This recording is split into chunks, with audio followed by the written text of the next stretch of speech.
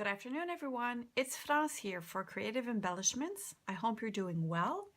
This afternoon, what I'd like to talk to you about are these brand new Prima Antique Brilliance waxes that I would like to play with on my chipboards.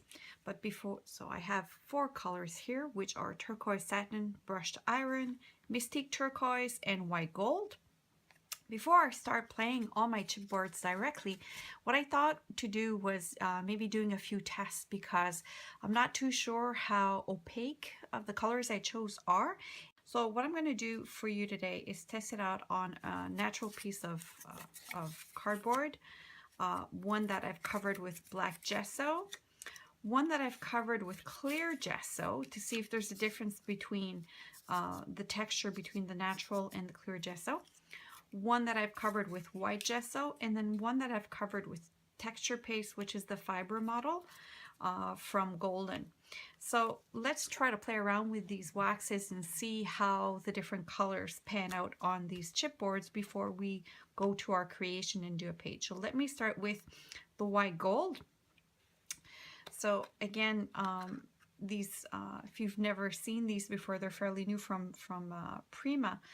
They just look marvelous. I've seen a few videos and I just couldn't wait to get my hands on these. So let's start with the natural one. And oh my gosh, look at the richness of that color. As you can see, it's covering very well. You might not see the brilliance, but it's just beautiful. Really nice gold color. Now on the gesso one, let's see what it does. I would say it's very similar, the clear gesso to the non-clear gesso. I can't see right now, I see a difference, but we'll see with the other colors. Ooh, on the black, it's marvelous. I just think it stands out a little bit more actually.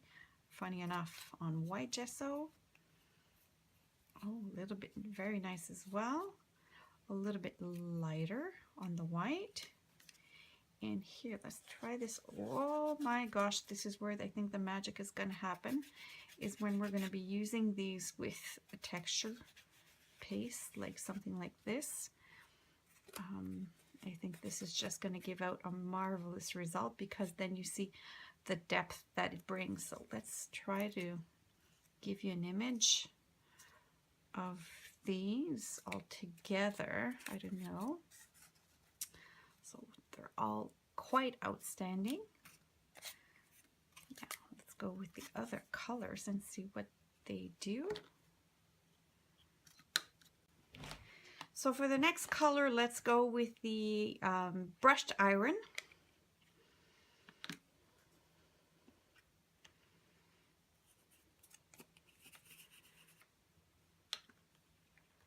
I'm trying to use what's on the cover, and the cover's sticking to my fingers.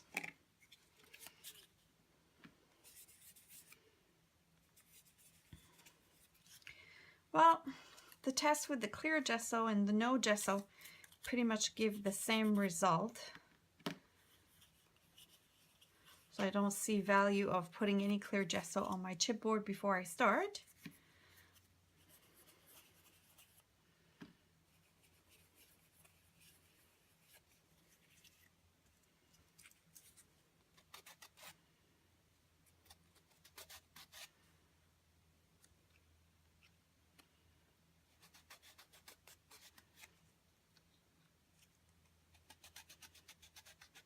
All right, so let's look at this.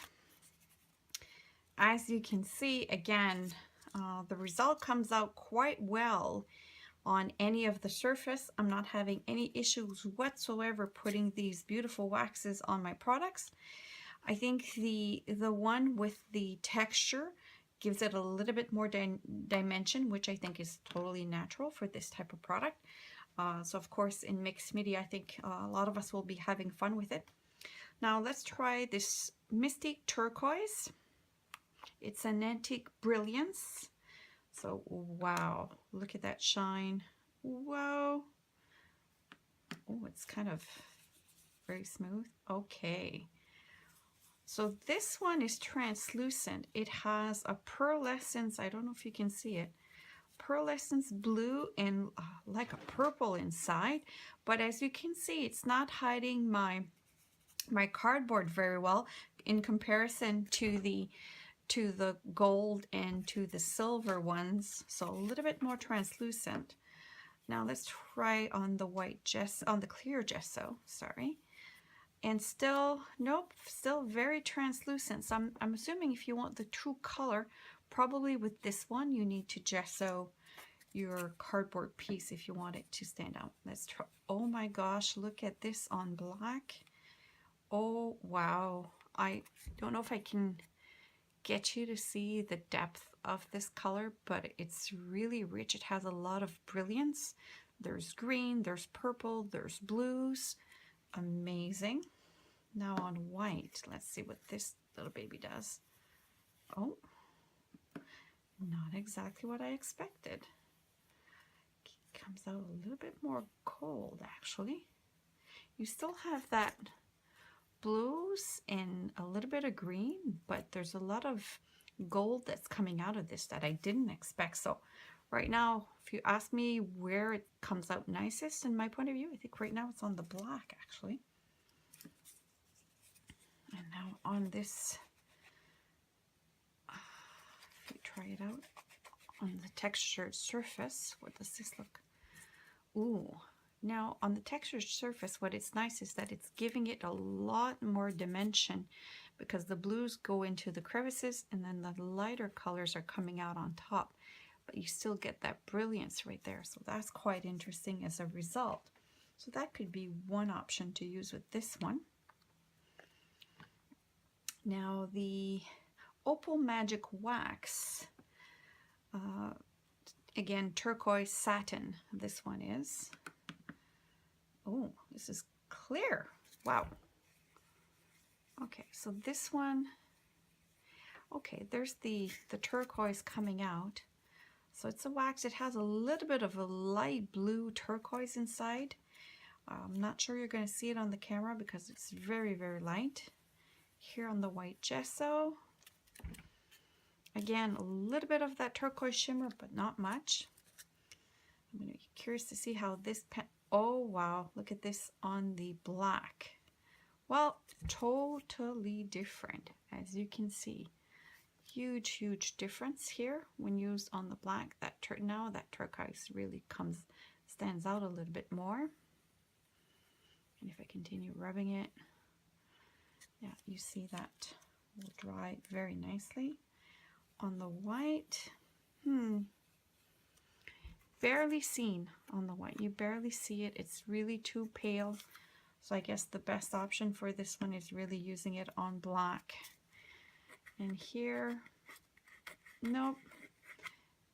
You see the shimmer in the crevices, but I can't say that I'm seeing much of this. So basically the one color that I think is bringing out of these waxes the best is probably this black gesso.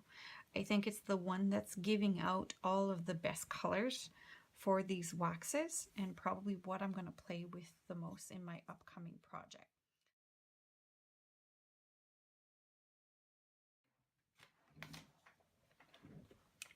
All right, so now let me show you how I altered my chipboards to prepare my upcoming page.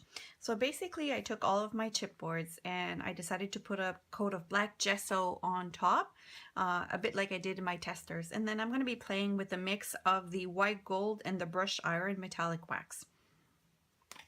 So very simply done, and I like to get my hands dirty. I know not everybody likes that, but I just like to do it with my fingers and just dabble a bit here and there in the metallic palettes and just add some on. It's good to alternate, that way you get a more of that real feel of what it should be like if it were true metallic. And then you just extend it a little bit. You really don't need a lot of this wax to do a good job on your chipboards. Very simple, very easy technique to do and to add. And then I overlay the colors a little bit. So I'll add, for example, here I have a lot of gold. I'll go back and I'll add some of that silver on it just to make it a little bit different. So that way you get a really good mix and feel of the colors and still keep a bit of the black to keep that little metallic or metal effect on it. I'm really loving these two colors combined together on the black gesso. And just to give you a feel for my page, not completely finished yet, but it's a work in progress. Here what I've done on my layout is that I have this beautiful paper from 13 Arts where I've done a bit of background work with my Lindy sprays, and then I've already layered on some of my pieces. This one's going to go behind here, and then next few steps will be adding a few little flowers here and there just to give it some finishing touches, and then I'll show you the project once it's finished. Okay,